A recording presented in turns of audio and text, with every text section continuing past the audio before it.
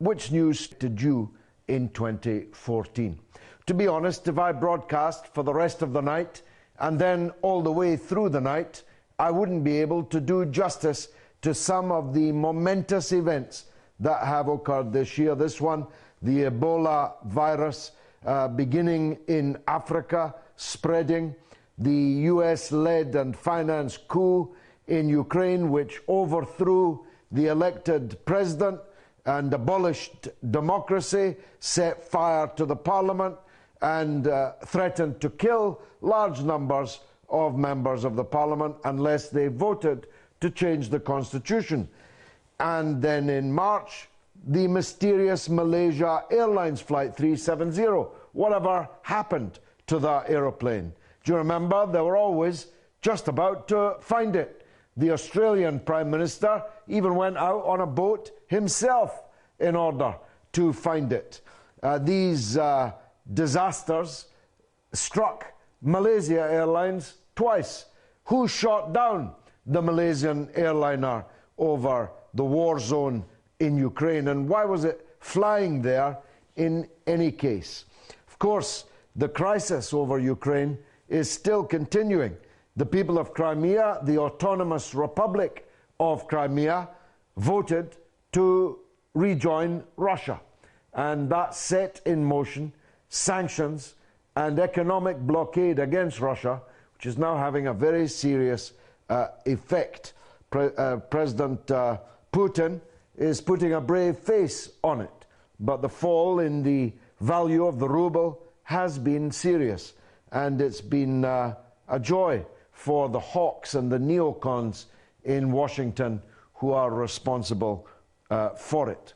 The biggest events of the year for me, they may not, in global terms, have been as big as some of these other stories, but they imprinted themselves on this show with very considerable effect. In the summer of 2014, it will always be remembered by me that Israel launched a new and terrible massacre against the people of Gaza. 2 million people behind the wire, with no means of exit, nowhere to run, nowhere to hide, were ruthlessly bombarded by land, sea, and air, and massacred. They were shot like fish in a barrel. They had nowhere to go. Street by street, their hovels and refugee camps were leveled. Thousands and thousands were killed and maimed. Hundreds and hundreds of those were children. 500 children were killed, and thousands were wounded, maimed, or otherwise psychologically affected. In fact, it has now become, as was said in the newspapers this week, Gaza is the apocalypse. It's almost impossible to believe that 2 million human beings could be asked to suffer so much for so long with so little done to bring them relief. The leaders of the Arab world held a conference in Cairo and promised billions of pounds of reconstruction aid. Just 2% of that which was promised has in fact been delivered, whilst it's business as usual. The buying of yachts, the gambling in casinos, the grotesque waste of resources by the Arab countries in the Persian Gulf has continued apace, whilst the people in Gaza don't even have anything to eat, nothing to keep them warm this winter time, living in the rubble, living in the open.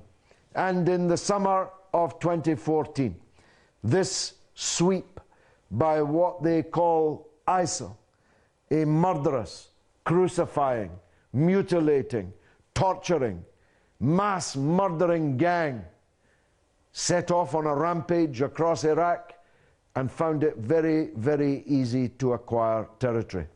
They now control an area the size of Great Britain, traversing the Syrian and Iraqi border and obliterating it. They have declared themselves a caliphate. A Mr. Baghdadi, although that's not his real name, has appointed himself as the caliph and demanded that all Muslims in the world pay obedience to him, even though they don't know who he is, what he stands for. They've never seen him, never heard him, never read him. He's a complete mystery. Or is he? It seems he was a prisoner of the United States. It seems he was regarded highly by the United States, given all kinds of privileges whilst a prisoner of the United States, allowed to move around between prisons.